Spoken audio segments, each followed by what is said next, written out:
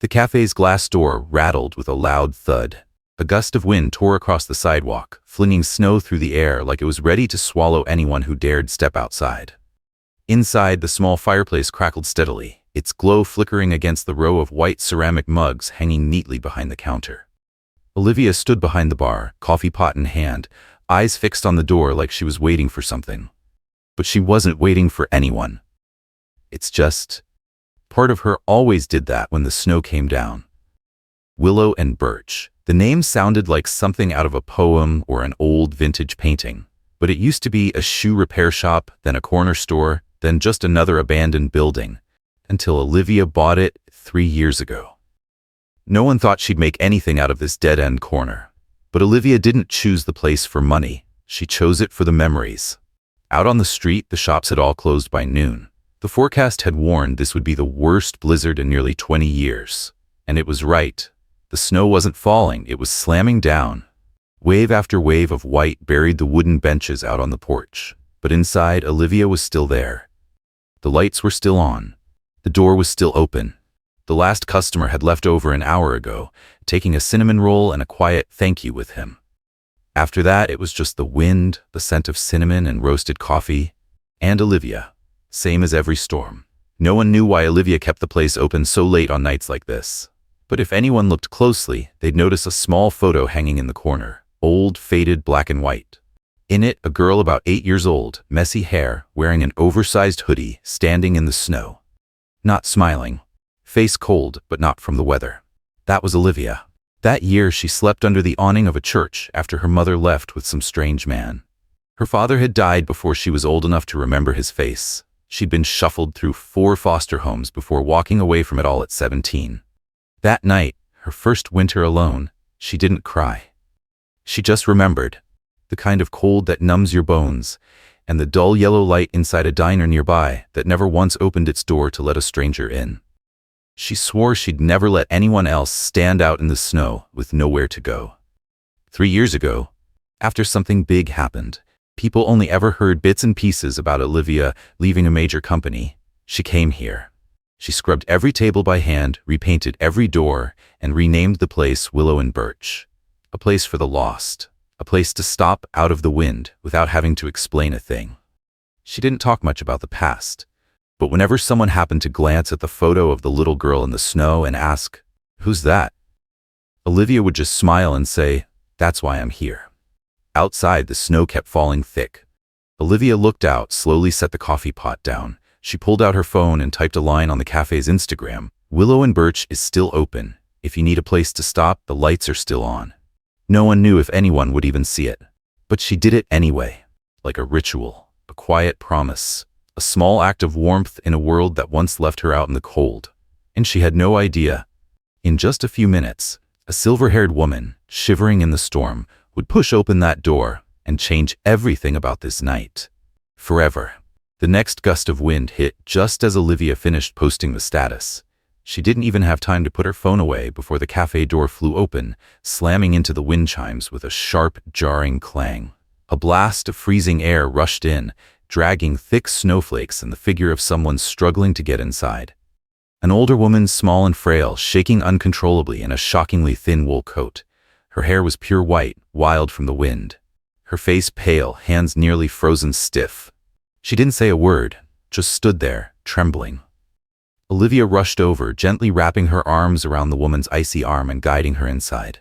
"I'll get you some hot tea," Olivia said, without asking a single question. The old woman gave a faint nod and sank into the chair nearest the fireplace, her lips moving silently, without sound. Olivia pulled a thick wool blanket from the cupboard and wrapped it around the woman's shoulders, then moved quickly into the kitchen. She set water to boil and ladled out a bowl of chicken soup she'd been simmering since the afternoon. Every move was calm, steady. No rush, no hesitation. Like taking care of a stranger in the middle of a snowstorm was just part of her weekly routine. Only after the woman was holding the warm cup of tea with both hands did Olivia take a seat across from her, her voice soft like she was speaking more to herself than anyone else. "Are you hurt anywhere?" "No, I'm okay, thank you, dear." Her voice was rough, like someone who'd walked a long way without a single kind word. "I'm Olivia, and you?" Margaret Easton." Olivia nodded, smiling gently. "It's nice to meet you, Margaret."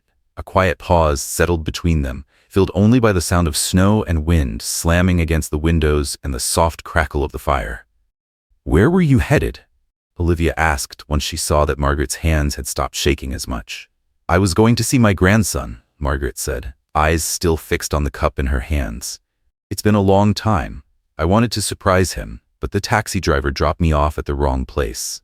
The storm started, and I didn't know what to do." Olivia studied her. Margaret's face was lined and weathered, but her eyes were sharp. Not panicked, not afraid, just empty, with a hint of regret that Olivia recognized instantly. She'd seen it in the mirror, years ago. "Does your grandson live nearby?" Olivia asked, her voice still soft. "At the Larkspur." The name made Olivia pause for a second. The Larkspur was the most upscale apartment building in the city. It wasn't a place for ordinary people. It was known for luxury cars, rooftop cocktail parties, and residents who never had to think about gas prices or electric bills. "He's very successful," Margaret added, as if trying to fill the silence. "Busy. Too busy for me to call ahead, so I thought showing up might make things feel less awkward." Olivia didn't ask anymore. She understood that kind of thinking. The way older people try to hold on to the last bit of control in their lives. The way they don't want to be a burden, but still want to be remembered. Olivia stood up and walked over to check the door again, just to be sure.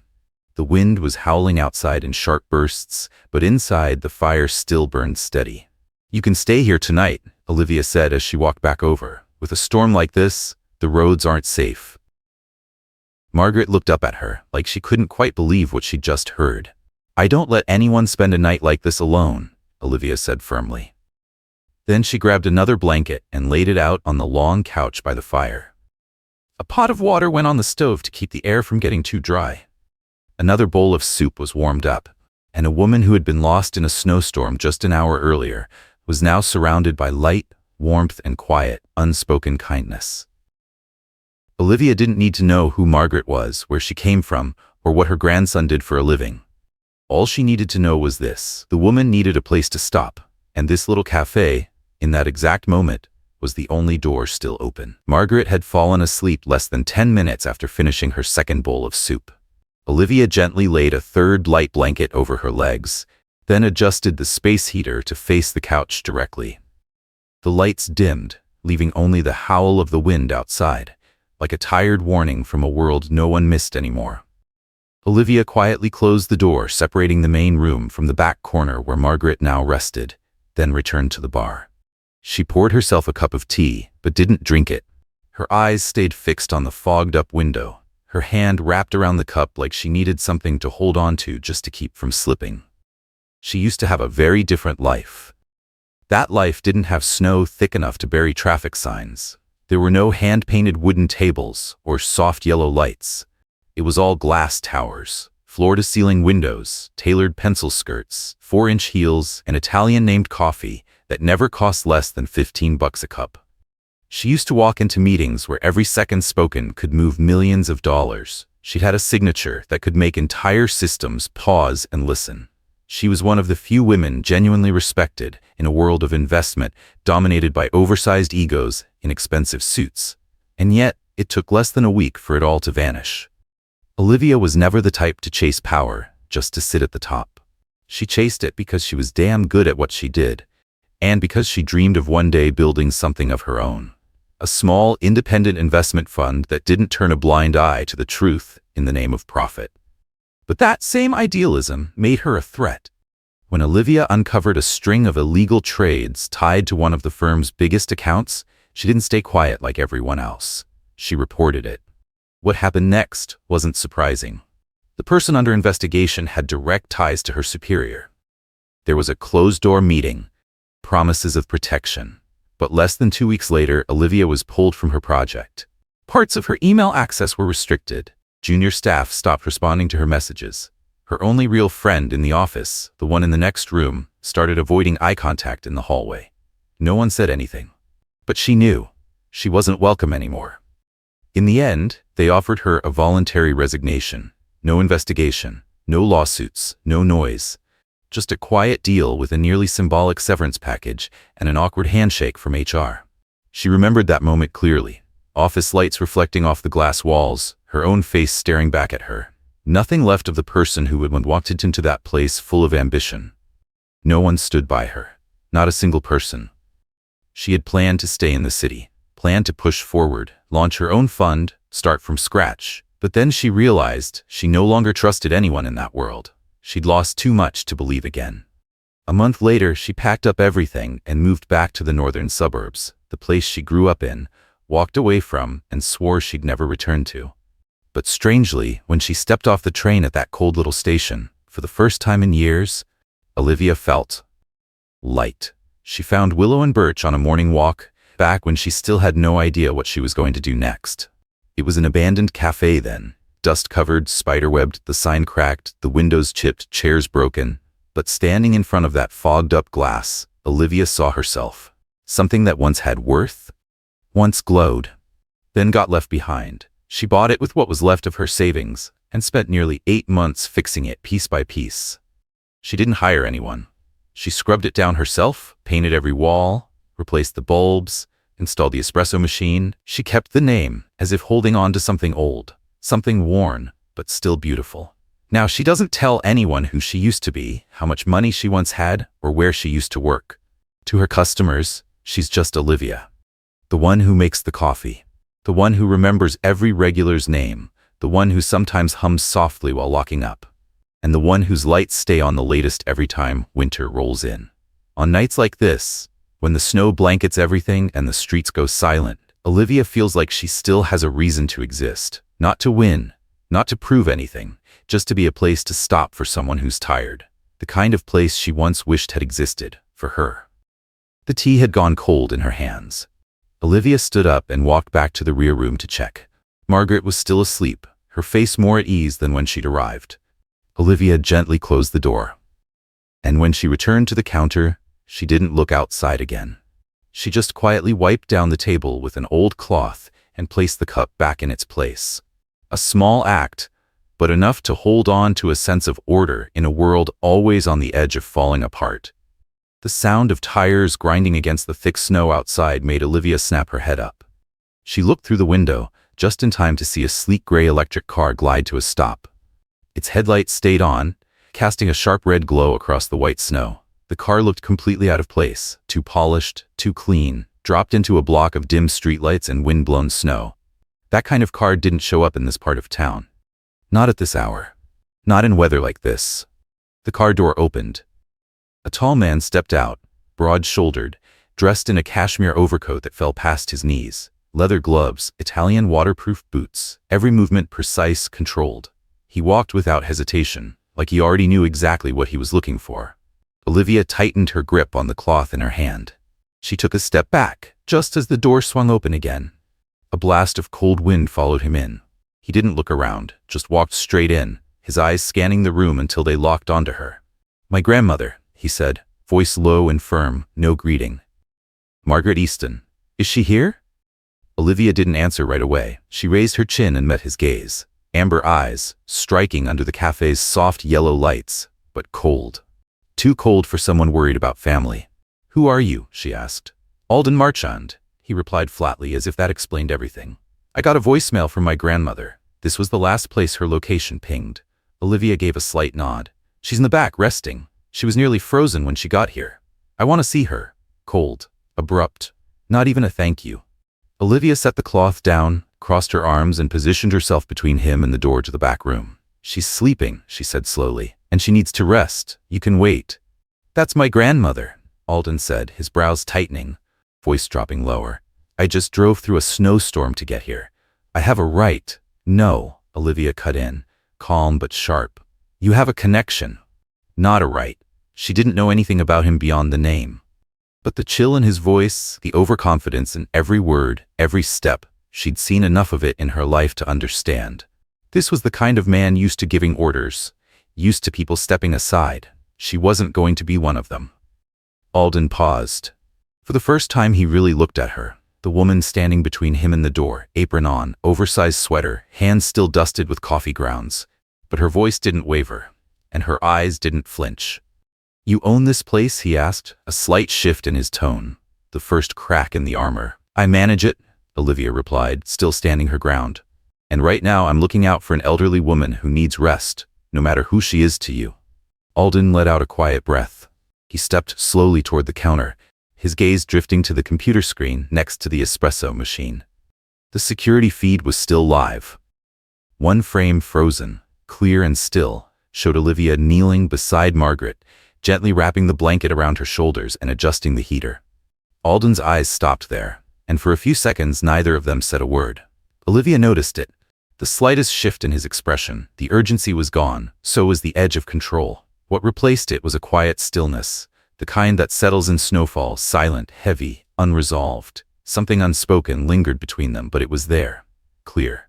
"I can wait," Alden said, his voice softer this time, "if that's okay with you." Olivia gave a small nod. She didn't smile. She didn't say anything more. She just turned, went back behind the counter, grabbed another ceramic mug, and poured some hot tea. "Tea okay?" "Yes," Alden replied, taking the cup with both hands like it was the first warmth he'd touched all day. He pulled a chair closer to the fireplace and sat down, none of the swagger he'd walked in with. Outside, the storm still raged, but inside the cafe something had shifted. Not big, not loud, but real. The lights flickered once, twice, then went out completely. Olivia looked up from behind the counter just as the room sank into darkness. No pop, no warning, just a silent curtain of black, as if someone had drawn thick drapes over the entire space. Outside, the storm still howled, and the silence inside only made the cold feel sharper. "Happens a lot this time of year," Olivia said softly. She didn't panic. Her face stayed calm, steady, like someone who'd learned long ago that winter nights sometimes decided on their own when things should stop. Alden sat still by the fire, teacup resting beside him. He didn't speak, just watched her as she moved through the dim room, her steps sure, familiar. She opened a drawer beneath the counter and pulled out a box of candles and a lighter. Within minutes, the cafe glowed again. Tiny flames flickered gently, spaced out across the room. Their warm orange light danced up the wooden ceiling, softening the shadows and giving the darkness shape.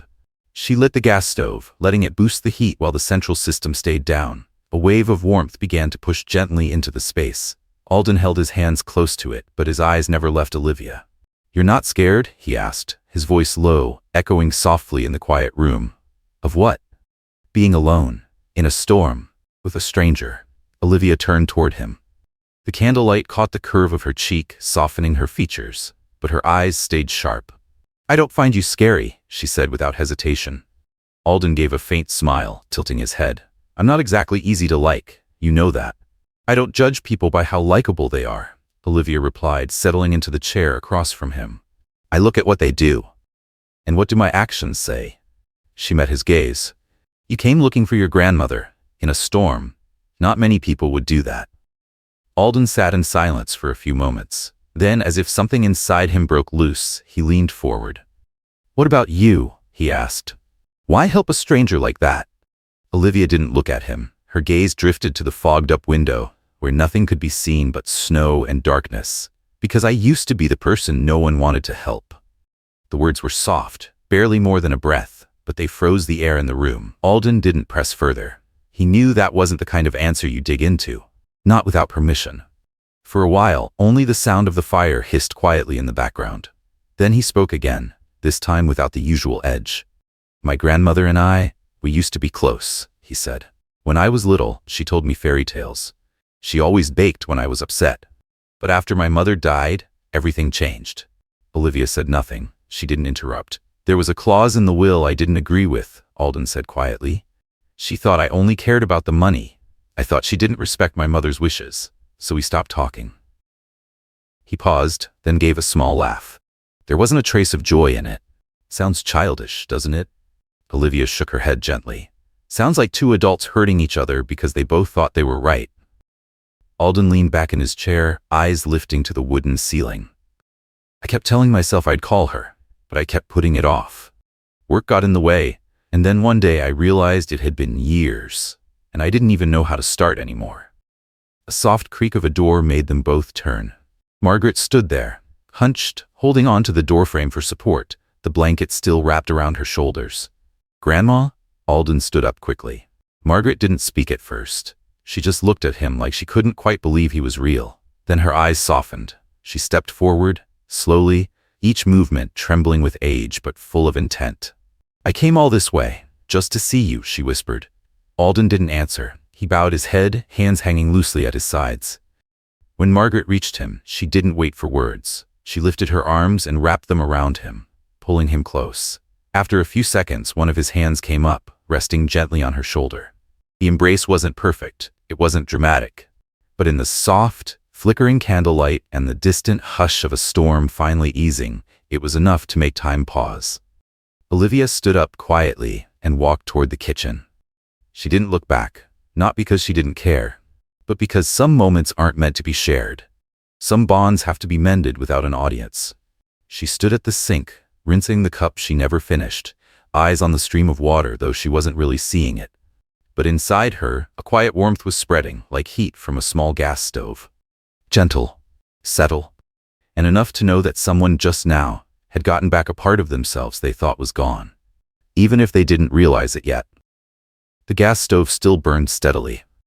Candles glowed warm and golden around the cafe, and the space lingered in the quiet warmth of Margaret and Alden's reunion. Olivia had just placed a few slices of bread on a tray when the door opened again. No wind chime this time, just a soft sound, like someone was deliberately trying not to be noticed. A man stepped in, brushing snow off his coat, eyes scanning the room with cautious curiosity. But the moment his gaze landed on Olivia, he froze. His eyes widened, and after a beat, too quickly to be natural, a smile spread across his face. "Olivia?" he said, voice rising with surprise, almost pleased. "I can't believe it." She didn't move, tray still in hand, eyes locked on him. There was a pause, brief but sharp, before she set the tray down and stood up straighter. "What are you doing here?" Her voice wasn't loud, wasn't sharp, just cold. Cold enough that Alden, still seated nearby, looked up instantly. Griffin Hale. Tailored suit under a shearling coat, hair slicked back with too much precision, heavy metal watch flashing on his wrist. He looked exactly the same as the last time Olivia had seen him. Same overconfidence, same half-smile, same eyes that never settled long enough to mean anything. "I was coming back from a meeting," Griffin said casually, like recounting a mildly inconvenient commute. "Roads got blocked, my driver had to take a detour, saw lights on, figured I'd stop to ask for directions, didn't expect to run into an old friend." Olivia said nothing. No smile. No offer to sit. No movement. Alden stood up and stepped closer.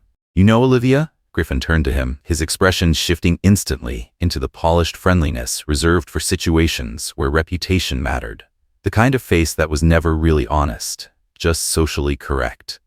"Yeah, of course. We worked at the same company a few years back," Griffin said, his eyes flicking back to Olivia, smile still fixed. "She was one of the sharpest people I knew. Still is, I'd guess." Alden looked from Olivia to Griffin. "Small world. You're working with our investment group now, right?" "That's right," Griffin nodded, slipping his hands casually into his coat pockets, his tone lighting up like he was about to pitch a startup over cocktails. "We're in talks about integrating healthcare data through a secure chain network. Just left the northern office. Thought I was done for the day, and then, well, this storm." Olivia hadn't said a word, still staring at Griffin, but the look in her eyes had shifted. Not just cold anymore, something deeper. Held back, sharp enough that Alden noticed. He turned toward her. "You two worked together directly?" Still not breaking eye contact with Griffin, Olivia replied, "He was my superior." Griffin gave a shrug and that same smug half-smile. "I never liked that word. I always thought of us as part of the same team." "She's also the one who signed off to remove me from the project," Olivia said, this time without looking away. The air seemed to slow for a beat. Alden turned to Griffin. What Olivia had said wasn't an accusation. It was a memory dropped into the center of the room, and heavy enough to shift everything around it. "I thought we'd already moved past that," Griffin said, trying to keep his voice light. "It was a complicated time, Olivia. Everyone had tough choices to make." "No," she replied steady. "Some people chose silence. Some chose to protect their position. And some chose to throw someone else under." Alden looked at her for a long moment. Then he turned back to Griffin. "You were on the risk management team, weren't you?" "I was." "And Olivia was the one who reported the financial misconduct?" Griffin didn't answer right away. His eyes began to move quicker, and the smile on his face faded slightly. "I don't think this is the time." "Just yes or no," Alden said. His voice was level, but no longer gentle. Griffin pressed his lips together, then gave a slight nod. "Yes, but it's over now." Alden didn't say a word. Olivia took a small step back, then turned away toward the counter. She didn't need to stay in that moment, didn't need to prove anything. She wasn't afraid of Griffin, but she didn't need to look at him anymore either. Alden watched her go, then turned to Griffin, his expression no longer that of a business partner, but of someone re-evaluating everything. Griffin left soon after, and the air he left behind felt heavy, like cigarette smoke soaked into the wood grain of the room. No one spoke for a while. The gas stove gave off a quiet, steady hiss. The candlelight flickered faintly across the tables. Margaret sat still, her hands resting in her lap, eyes lingering on the door that had just closed. Olivia stood at the sink behind the counter, slowly washing her hands. She dried them with an old cloth, then turned to face Alden. "You wanted to know why I left New York," she said. Her voice had no edge, no weight, just the fact of it. It was him. Alden didn't speak. He just gave a slow nod, simple, quiet, and waited. "For 2 years I was on his team," Olivia said. "I thought I was building something solid, something fair." Her voice didn't rise, didn't falter. But then I started noticing the reports were being altered. Money flows were being broken up and buried. Contributions from investor funds were disappearing from the books. She poured herself a glass of water, her hand steady, her tone even. "I reported it to upper management, and less than a week later, I was pulled off every project, my access revoked, people avoided me like I was contagious." She took a small sip, set the glass down. "I didn't lose my job immediately, but they made it impossible to stay, and when I finally walked out, they made sure I left with nothing, no contacts, no reference, no way back." Margaret sat still, not a trace of pity on her face, just quiet attention. "I used to think I was strong," Olivia continued.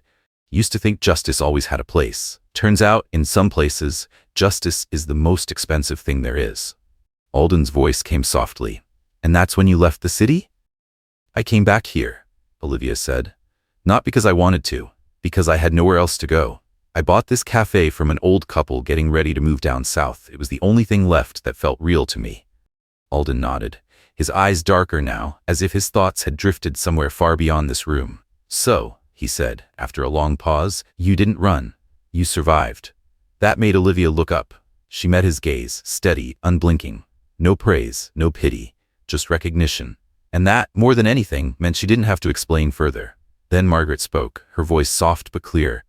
"You know, Alden, this girl has something no one around you has ever really shown you, true compassion." Alden turned to her. Margaret didn't take it back, didn't soften the blow.